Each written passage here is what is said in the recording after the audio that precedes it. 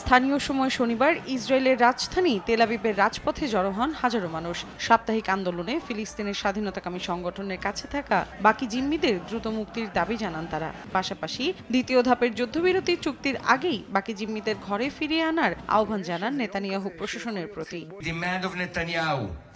নেতানিয়াহুর ব্যক্তিগত ও রাজনৈতিক উদ্দেশ্য প্রণোদিত যুদ্ধে আমরা অংশ নেব না। পুনরায় হামাসের সুড়ঙ্গে পচে মরার আগে জীবিতদের ফিরিয়ে আনুন। একই দিন বিক্ষোভে উত্তাল হয়ে ওঠে লন্ডন। শহরটির হোয়াইট হল থেকে শুরু করে মার্কিন দূতাবাসের বাইরে জড়ো হন ট্রাম্প বিরোধীরা। গাজা অধিগ্রহণ করে ভূখণ্ডটি থেকে বাসিন্দাদের বিতাড়িত করার প্রতিবাদে স্লোগান দেন তারা। বলেন, গাজাকে মধ্যপ্রাচ্যের পর্যটন কেন্দ্রে পরিণত করার পরিকল্পনার মাধ্যমে মার্কিন নীতি ভেঙে দিচ্ছেন যুক্তরাষ্ট্রের প্রেসিডেন্ট।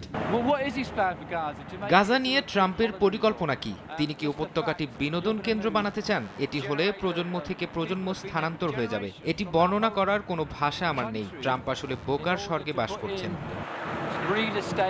বিক্ষোভের আঁচ লেগেছে জার্মানির মিউনিখেও। শহরটিতে আয়োজিত নিরাপত্তা সম্মেলন কেন্দ্রের বাইরে পশ্চিমা সামরিক জোট ন্যাটোর বিরুদ্ধে আন্দোলন করেন বাসিন্দারা। এ সময় তাদের সঙ্গে যোগ দেন ফিলিস্তিনি সমর্থকরাও। এক পর্যায়ে ইউক্রেনে অস্ত্র সরবরাহের নিন্দা জানান তারা।